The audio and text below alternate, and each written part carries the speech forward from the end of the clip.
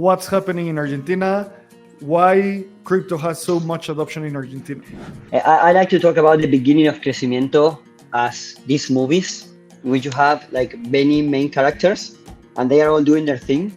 And at one point, they come all together in one single moment in time. What are you most excited for Crecimiento? And what, you've talked a lot about movement building, you've talked a lot about startups, but what is a world where Crecimiento is maximally successful? Like, what changes in the world, basically? Hello, everybody. Welcome to another episode of Frontera, the podcast, where you learn about what's happening really in Latin America, this region that's having so much adoption.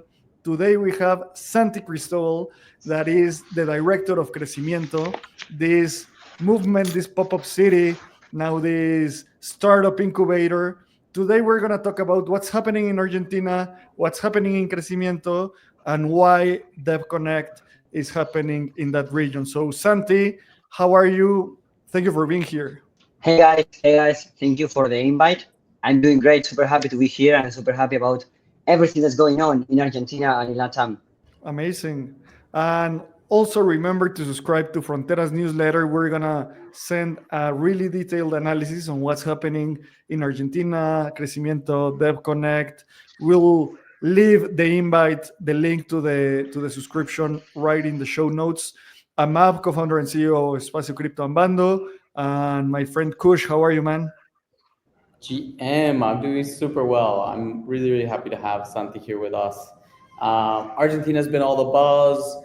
Crecimiento's going through the middle of its next pop-up city, and Santi's at the helm of leading the whole thing. So Santi, it's great to see you again, and looking forward to seeing you in person very soon.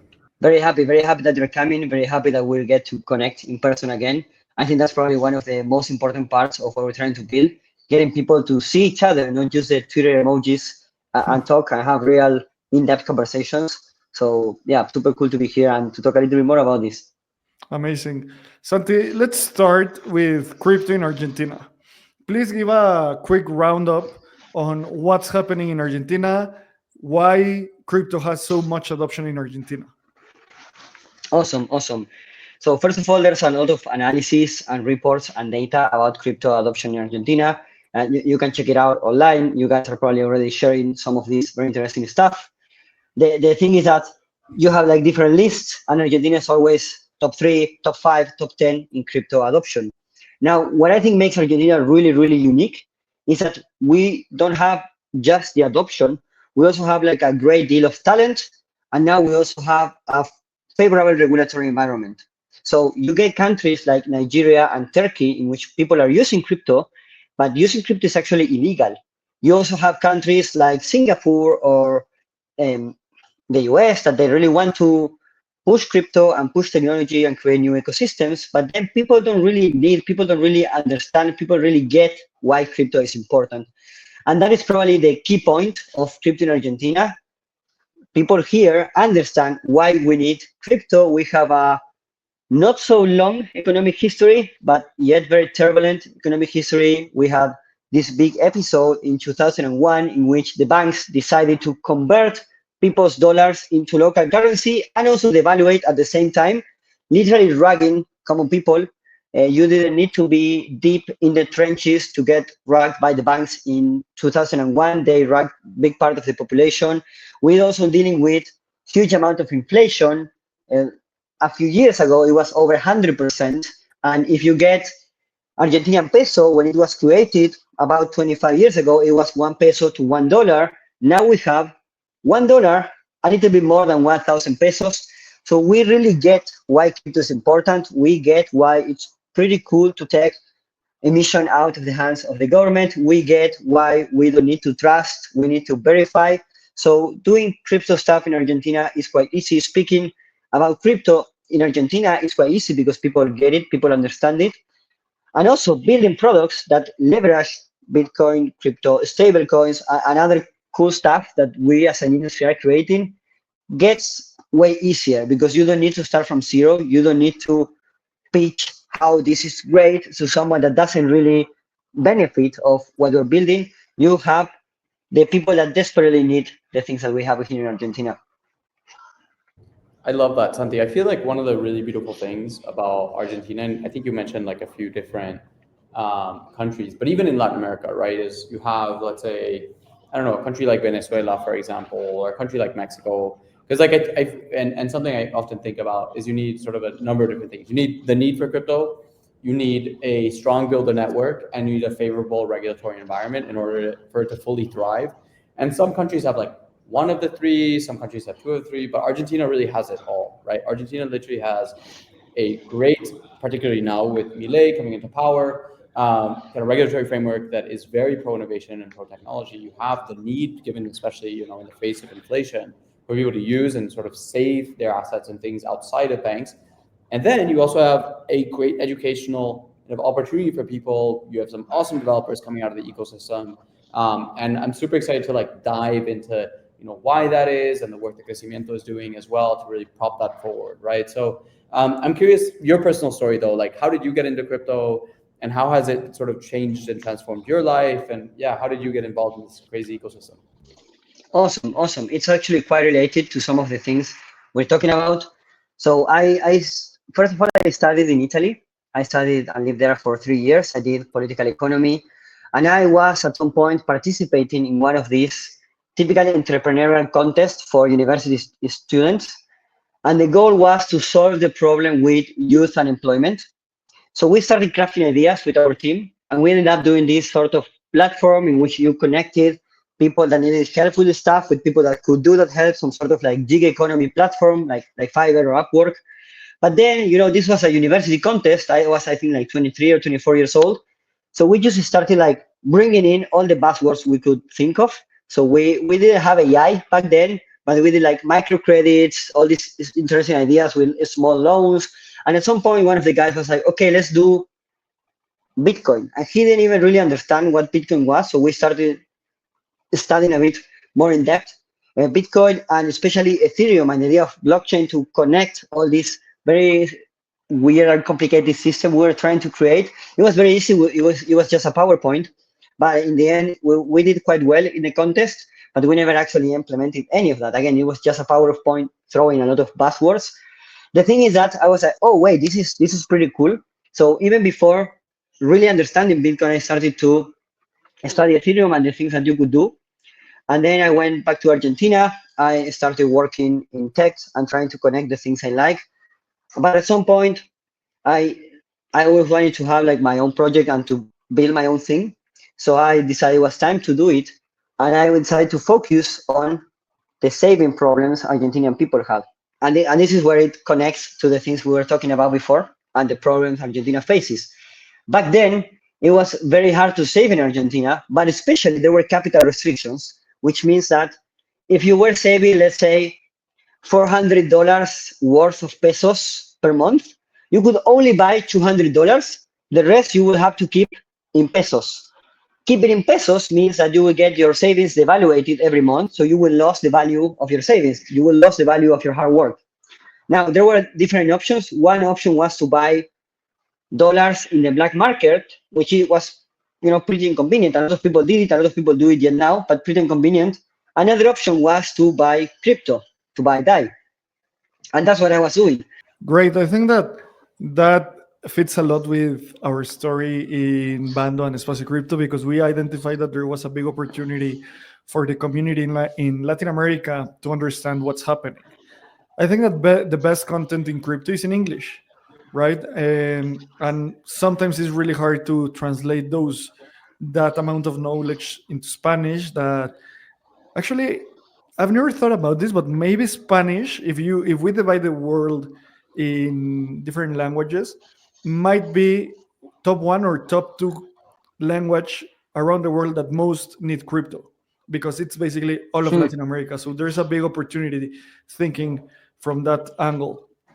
And I'd love to know more about Crecimiento, Santi, because when you launched, it were big news in the industry. I was so happy because basically Latin America and Argentina were right in the spot. Everyone wanted to know what's happening.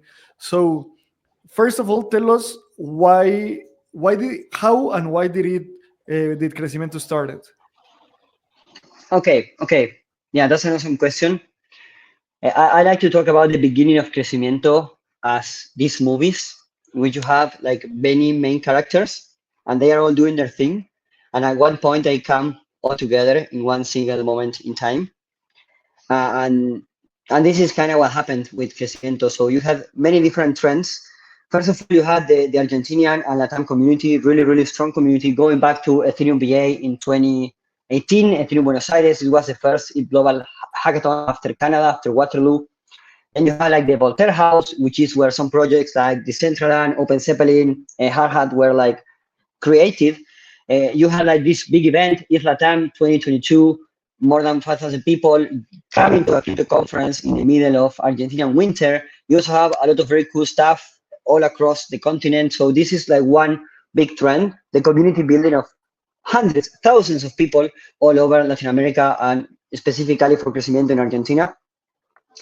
Then you had these trends of the pop-up cities. Okay, what happens if you take places like Berlin and San Francisco that have like a very well-defined culture, you mix it with this nomadic Web3 industry and you try to get a sweet point in between 2-month events where people live and work together and they can have their itinerant culture moving around different places. So this is kind of what started with Susalu in May 2023. Then, and this is connecting back to my personal story, I was part of the second edition of Susalu SuConnect right before that Connect in Turkey at the end of 2023. And that's where I met San and the Mu team. San and the Mu team have been doing a pop-up city in Chiang Mai, not the last year, but again, 2023. So before everybody else did pop-up cities in Chiang Mai. And I kind of convinced them about coming to Argentina. They were looking for a place to do another pop-up city. And I was like, oh, you should definitely come to Argentina. I was talking about everything we've been talking so far. Like people here really get it. You got crazy talent. The environment is perfect. So you should definitely come to Argentina and do your pop-up city here. And this is what they did, luckily for all of us, I think. They decided to come to Argentina and they organized Mu event in Argentina, in Buenos Aires, in March 2024. And this is Mu Buenos. So now we have like all the people building community for so long. You have the pop-up city trends and pop-up cities becoming kind of a thing in Web3. Then you have Mu organizing Mu Buenos in March in Buenos Aires. And then you had this idea that was kind of co-created in September during an City event, another pop-up city, especially through Juan Benet and some other people very well connected in the industry that were thinking like, hey, what happens if we take these pop-up city things, we take what's going on in Argentina, we take the talent that we see in Argentina and all the amazing people we know from Argentina, and we kind of merge all of this together in some sort of like weird cooking recipe, you know, when you just put the thing, throw some water and start adding ingredients. And specifically Juan and a whole group, including Janine from City, James, Ruben, some other people, were like very excited about the opportunity in Argentina. And this is exactly what Kush talked about at the beginning of the industry, like the talent, the adoption, and the regulatory environment. And they're like, okay, let's do something there. And this was about February. So they immediately connected with us that were here on the ground organizing Mu Buenos. And they're like, hey, we're planning to do this. Are you guys in? We were, of course, in. Many other people within the Argentinian community were also very excited. It was basically a set of like 10 to 20 people reaching out to another set of 100 people, very excited about the Argentinian opportunity, very excited about what we could do, very excited about creating a pop-up city in August, and then kickstart a movement to bring support and structures of support to thousands of startups. So that's basically where all these different characters in this very nice movie, maybe one of my favorite movies, all these different characters met together. There was some very specific meetings in late April in which we kind of defined a team and a structure for Crecimiento to materialize. So it went from some trends and some ideas into a very concrete structure, a very concrete team that began working together as from May 2024, so less than a year ago, and then started working towards August, which was our first event. So to sum up, we have like these 4 trends. We have the idea taking place in February during December last year, then Mu Buenos taking place in Buenos Aires in March, and then everything connected in late April and kickstarting Crecimiento as from May. Man, as like someone who's going back for their third Crecimiento, I've only been to Buenos Aires, well, 2 times, but every single time has been because of Crecimiento, man. So like I think it's like the thesis is clearly like playing out, and I love the combination of Moo and Edge City and Protocol Labs and like all the local Argentine community just like coming together to make something in a really, really special way. And I love kind of the whole journey and iteration of Crecimiento, and the fact, you've been there and so many other folks are just like continuing to push this forward, and just super excited. I mean, tell us more about like the theory of change behind Crecimiento and why this is a movement that people should be excited about, and why should people care about what's happening with Crecimiento. Awesome. So this is a reply that could take 2 hours. I'll try to sum up. But the key point is that we really believe that we can create more well-being through startups, through technology, through innovation. I'm pretty sure you also guys share this belief, and most people hearing this will agree with this. Technology is making humans live better, and we want to accelerate that. But we also want to accelerate in a way that is good and cool for humanity. And we have this belief that Argentina has a lot of talent, but didn't really have the best conditions for building startups. So if you want to really create a tech hub, you need to not only have talent, but also create these favorable conditions for people to build, to stay, to reinvest capital, to reinvest talent, time, and effort. And that's kind of our core belief. Out of that, what we really believe is that we can transform the economy of Argentina using crypto. So technology is a main driver of human progress. Argentina has massive economic frictions. Crypto can be a very good solution for many of these economic frictions. There's already a bunch of talent. There's already a bunch of adoption. There's already a favorable framework or an ambition to create better regulation for startups, for tech, and for crypto. What if we, again, bring all of this into our recipe to accelerate the development of startups in Argentina? If you think about it, 10 to 20 really good startups are enough to transform an economy of the size of Argentina. And we believe we can get this, especially if we leverage the talent and the momentum. So let's get all together. Let's work into this vision of creating human progress and financial prosperity for millions of Argentinians and people across the world by accelerating the growth of startups that very specifically can solve many of the Argentinian frictions that we have. So again, 10 to 20 startups, maybe 30, maybe 22, I don't know the exact number. To get them, we need thousands of builders trying, because the success rate of startup to become super successful is pretty low. So we need thousands of people trying. And to do that, what we need is a movement. This is not like an accelerator or a community or a co-working space. This is all of this together. And we have quite a hurry to get everything down the line, to very aggressively bring in different partners, startups, and people from the ecosystem to build this idea, to support the thousands of builders so we can actually transform the economy, which is the main goal that we have. Dude, I really like how basically you did a bottom-up analysis, and based on that bottom-up analysis, you created the lore around Crecimiento. I think that the numbers are quite clear. You need thousands of startups to have tens of successful startups, and based out of those building blocks, how do we create that environment? And I think that that's coming out of crypto. I think that we really understand lore building and how to create a narrative. And basically, that's something really powerful that Crecimiento has been doing for the last year and a half. The first time that I learned about Crecimiento was in ITCC last year. I remember that they were a bunch of events. I think that that's where I met you for the first time, right, Kush? In the Crecimiento event in Brussels. I think it was. Yeah. IRL at least. Yeah. IRL. And man, I'd love to understand, Santi. Something that I'm really excited about is that every step that you take feels like a big validation. So you ran the first pop-up city, you then did an accelerator.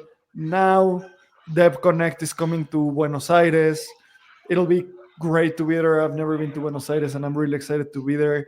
So how things are playing out, and how do they match in this puzzle what's happening in Dev Connect and what's happening after Dev Connect for Crecimiento in Argentina. Awesome, awesome. Yeah, it's really nice to see how like everything is like taking place and things are playing out. I'm also very happy to know that you guys met at a Crecimiento event during HCC. That's really cool. So Dev Connect was something that the community have been kind of asking for a long time. There was very strong effort to bring DevCon in 2022 to Buenos Aires. And Dev Connect felt like the perfect opportunity, especially with everything that's going on. And something that I really like about the announcement, because we kind of had very strong hints that it was going on, this was going to happen. But specifically on the announcement that we had a week ago, you could see very strong wording connected to what we've been advocating for, bringing Argentina on chain. That's exactly what we want to do. These are the 10 to 20 startups that are going to bring Argentina on chain and impact millions of people. So we're really happy to have had an impact on this final decision that, again, is the result of years of work of many people building community and cool products from Argentina. Now, the way we frame our evolution is through seasons. We took this concept of seasons to time box our efforts. Our first season was the Hello World, was a left event in August, and it was the moment in which we told everyone what Crecimiento wants to do and what Crecimiento believes in. And hey, this is us, come join us, let's join forces and do something very cool for Argentina, for crypto, and the world. Now, in season 2, we wanted to reorganize ourselves a little bit after the big announcement that we had in August, which was really, really massive event. So we wanted to reorganize, rethink about ourselves, now not in a group of 10 to 20 to 30 individuals, but now, okay, it's hundreds of us. What is what we're going to do? How are we going to pull or push this mission forward? Then in season 3 is currently undergoing. Our key goal is to empower the community, something that we did, I think is very cool. Sometimes my goal, like I noticed because of all the hypes of the events and some other stuff, is we launch Crecimiento support program. This is inspired in many support programs that you see across different ecosystems in crypto, but this is basically the way for the community or the ecosystem to ask for strong support by Crecimiento team or by Crecimiento resources. And we launched this 2 months ago, and now we already have more than 20 proposals of people asking for like different things. Hey, I want to do this CK bootcamp. Can I get help with this? Hey, I'm organizing this specific event to onboard this specific group of people. Can I get help with this? Hey, I want to run a hackathon. Let's do it together. And Crecimiento support program is our way to empower the community and empower the movement. If we want to impact millions of people, we need these thousands of startups. Now, to get the thousands of startups, again, it's not just a small group of people doing cool stuff, but it's an ecosystem of hundreds of people working on hundreds of different programs with their own dreams, their own values, their own goals, but that at some point align with what we're trying to build, and we can somehow support. Sometimes we can support more, sometimes a little bit less, but always trying to support people building these kind of things. So then we can be successful in our goal end, in our final mission. So we launched this Crecimiento support program, and season 3 is all about empowering the community and supporting the members of the ecosystem in the most concrete way we can. Season 4 is exactly what's going to come up from April onwards. Between April and November, more or less 8-7 months, it's going to be Crecimiento season 4. And the motto for season 4 is bringing Argentina on chain. Again, like building on top of the announcement of the Connect, bringing on top of all the momentum, the frameworks, and the connections that we have created in less than 1 year of existence. Now we want to push really hard. We have an empowered movement. We have a lot of leverage with everyone building with us. So let's definitely bring Argentina chain. And we are working on the roadmap exactly right now. Some of the things I can kind of spoil or pre-announce is that we're going to start doing much more of regular activations. So not just the pop-up cities, but also like more regular content, more regular meetups, more regular summits. We also work very hard to widen the funnel of startups. There's already a lot of people doing cool stuff, like you guys, Kush with Odyssea. Okay, so how can we bring more people to the initiatives that you are already building and that some others in the Latam and the community are already building? So our next step, season 4, is bringing Argentina on chain, and we're going to go super hard into this regular set of activations and this very strong reach out to startups all over the country, the continent, and the world to connect the people that are already doing cool stuff within the ecosystem. I love it. I love it, Santi. This is awesome. I mean, again, super excited by what's been unfolding, and it's also really cool to see. I think that, like, especially seeing the first instance and the second, and now the third, just getting little glimpses into how Crecimiento is unfolding. You know, the first Crecimiento was huge, and then the second one was actually like much more scaled down, and like that also was really special because it was a lot of the Argentine community actually coming together. And also seeing like Buenos Aires throughout sort of the seasons, which I think is really, like, I live in, you know, permanent spring basically, so it's nice to see that there's like a sort of rotation there. But I'd love to dive into like what are you most excited for Crecimiento, and what, you know, you've talked a lot about movement building, you've talked a lot about startups, but like, you know, what is a world where Crecimiento is maximally successful, like what changes in the world basically? Wow, that's a great question. So I will tell you what I'm most personally excited about. And it's maybe not something as big, as huge, as life-changing for the mission of Crecimiento. And then I will go like into what would a world where Crecimiento is super successful look like.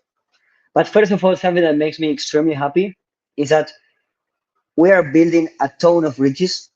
And specifically, we're building cross-generational bridges. We are connecting different generations of builders. We are connecting the unicorn founders with the people that are creating pretty successful but still early startups. And we're connecting these people with the people that just having ideas. And we're connecting the people that are just having ideas with the people that they still don't understand that they can have an idea and build it and show it to the world. And this, which I kind of summarize with the word bridges, is something that is really meaningful. The amount of connections that have been created during Crecimiento, during the events, and even just in normal days without any events, it's massive. And the value that brings to Argentina, to crypto, and to the world is also massive. It's a bit hard to measure sometimes, and it's more on the emotional side of things, but it's really impactful, especially building towards this long-term vision that we have. I'm gonna tell a little bit story, a little bit example. Today I met with Fede. He's building Picante together with some other people. It's some sort of accelerator in which they connect with some specific projects and they mentor them. And the cool stuff is that this was the first time he was coming here. So I was showing him the place, and he immediately met with 3 or 4 people that he had already been in contact for the things they've been doing before, that he didn't have any idea that were coming here. And then, like, you could see different generations, and some of these people were people building together, some of these people were people that helped him succeed, and some of these people were people he was helping succeed. So, you know, we have like different layers, different levels of experience, all of them coming together, and I think that brings really meaningful value to the world. So I'm very happy about that personally. Now, looking forward, how is this going to have a concrete impact on the world? Our vision is that we can literally transform Argentina's economy in a very small amount of time. So we are building all of this to support and empower thousands of startups. So a world in which Crecimiento is successful is a world in which you have thousands of people building startups that have a strong fit with Argentina's and Latam problems, and then in which a percentage of them are successful enough to actually transform the economy. And if we go deep into Argentina's economy, you have very clear frictions. We have a slide with all these frictions in detail, but you can talk about credit. Credit in Argentina is really bad. There's a startup opportunity there. Actually, there's a few guys that are doing really good building that sort of solution. You have the real estate market. There's a big opportunity to fix many of the things that happen in the real estate market in Argentina. There's a really strong opportunity to fix company creations. How are you going to register your company? Can you do that on chain? Can you raise on chain? We really need more access to capital. So if we are able to solve, I wouldn't say all the frictions in Argentine economy, but 5, 6 of these frictions with really successful startups, then Crecimiento will have been a success. And I think this is even more important. And this is why Crecimiento mission should ring a bell, not only to Argentinian nationalists and people born, raised here that really like Argentina or Latam. This should ring a bell to the whole crypto industry, because if we are successful here, This is something we can export. This is something the whole world can learn from and can implement in different economies. So that would be the best outcome we can have. I really like the approach that you say that building these cross generational bridges. And with this approach of in Espacio Crypto and Bando, we always have this important essence that it's win and help win. That's like the way that we operate. And I think that in crypto, that makes a lot of sense and a lot of people buy with that. But outside of crypto, it's not that common. Some people outside of crypto generally tell me like, dude, why are you doing this, like the frontera thing, right? So why do you invest time sharing knowledge and whatever? For me, it's pretty obvious. These things compound, and as much if we have more information, creates more value in the long term. And something I would love to understand a little bit something that I've been thinking. And one criticism I've heard about Crecimiento and specifically like the Argentinian builder ecosystem is that Argentina, if you analyze it from an investment perspective, is a market that has a GDP of around 500 billion. Some other countries, I don't know, Mexico has a GDP of 1.3 trillion, the US 25 trillion. So I have my hypothesis and my thesis on why Crecimiento makes a lot of sense. But what do you answer when someone from the outside says, why focusing on Argentina if it's a small market with a small population? Yeah, that's a very good question. We also did a podcast interview with Juan in the last LF, and he gave like a really good answer to that. I don't remember the exact details, but just adding that, my own personal take, which is also influenced by that conversation, is like, yes, you can get like a much bigger market in Mexico, in Brazil, in the US, in many countries around the world. But Argentina is probably the best country to get those first 100, 2,000 to 10,000 users. So it's a perfect experimentation playground. It's a perfect sandbox where you can try things that in other countries it would be like literally impossible or way harder. If you're going to explain, so let's say you want to explain somebody what a stablecoin is. Explain a stablecoin to someone from a developed country is going to be much harder than explain a stablecoin to someone from Argentina, basically because people in Argentina have already heard about Bitcoin and already understand Bitcoin and already understand like some of the things and the narratives that are going around and are already so used to dealing with finances and different problems and different obstacles and very bad UX solutions to basically just live their own lives. So it's way easier to explain why crypto matters, why crypto makes sense, what a specific product is, what a specific product does. And also, on top of that, not only they will get it first, but they are also in desperate need of these solutions. So let's say you want to do under collateralized lending. You know, this is something that would be really cool. We've been talking about this for years already. It doesn't make so much sense to talk about like lending for emerging economies if you need to, stake your ETH or whatever. Now, under collateralized lending is something that would be extremely useful for Argentina, whether if you want to do it in Switzerland, in Singapore, in the US, maybe in Mexico, it's not going to be as impactful. So these very clear frictions that we have created a very educated society in terms of finance and the solutions that are there. Created also a lot of people building this kind of solutions, so a lot of talent and a lot of cycles and generations of people creating this technology and these kind of things, but also such a strong adoption and such a strong need for implementing this product. So in my opinion is, yes, it's going to be harder to get the 1 billion valuation staying only in Argentina, but it's going to be much easier to get this first user, experiment, accelerate the feedback loop. Yeah. Thinking about this, my answer, or if I were questioned about this, is quite similar with a couple of other elements. Maybe someone from the outside. I think that an element that creates good founders are resilient people and resourceful people. And I mean, Argentinians are resilient and resourceful. because of the economic history and culture and all of that. So that's an important thing. And also the thing that you say about being a beachhead market, I think that the narrative becomes a lot more powerful with the last thing that you mentioned. So Argentina might be the beachhead market, but the world is the whole emerging markets, and afterwards the whole earth. And a good example of that might be Mercado Libre, that right now it's the most important e-commerce company in Latin America over Amazon. And basically they started in Argentina. Now their bigger markets are Brazil and Mexico.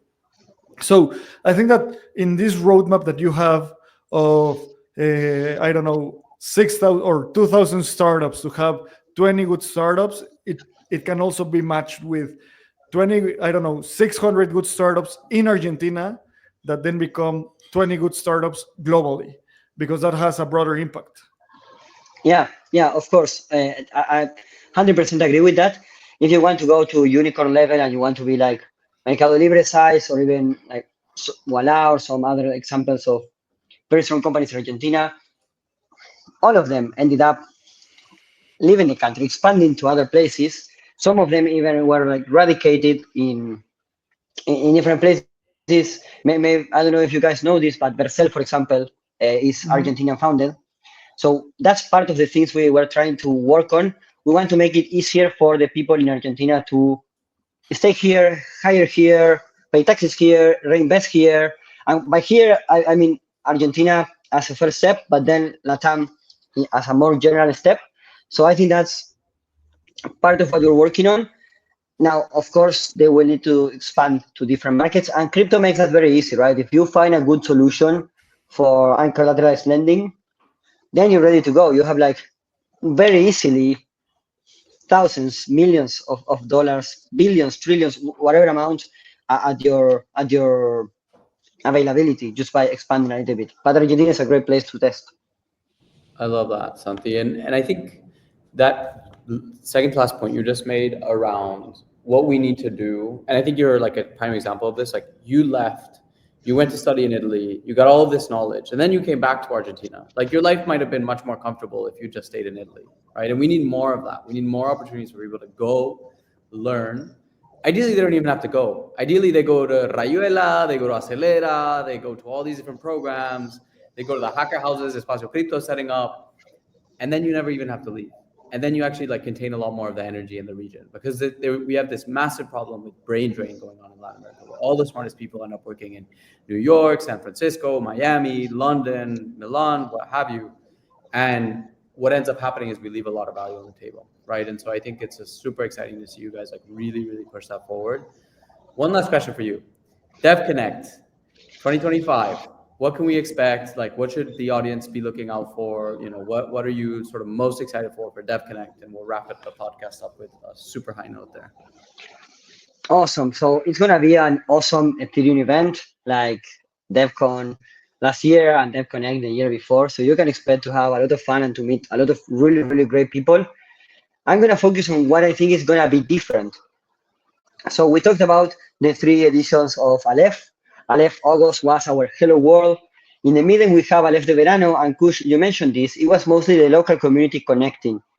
Argentina has a super powerful, very strong local community. You could say that like a tier 1, top-notch programming just with Argentinians and people living in here, which is a bit harder for other countries. You know, they need to invite international speakers and to connect with places around, or people that are like flying in. In Argentina, you can get like a top-tier event just by the people that are living here, and you can get like a 2,000, 3,000, 4,000 audience level just by Argentinians that want to go to this event. So yeah, if you compare, for example, Aleph to HCC or Denver, of course, Denver and HCC, they bring so much people. They've been here for so long. Now, something like I think makes Aleph or Crecimiento, but Argentina in general quite unique is that you have a ton of attention, interest, and talent locally. So what you can expect to be very different in Dev Connect compared to other places is that you will really be able to engage with the local community, to understand the local community, and to understand how crypto can be so important to such a big society, such a big portion of the society. And I think the best way to transmit this is talking a little bit about Vitalik's experience. I think he said this publicly somewhere, feeling that here he will feel like a rock star. And probably this is one of the very few places where Vitalik cannot just walk around the streets because he will be like recognized and stopped by people all the time.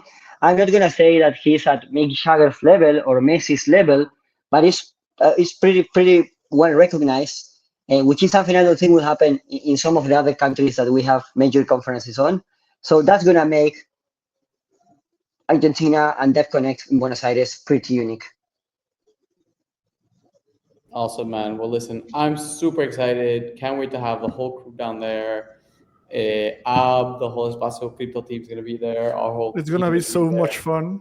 It's gonna be so much fun. Like Ab and I always have really good times together.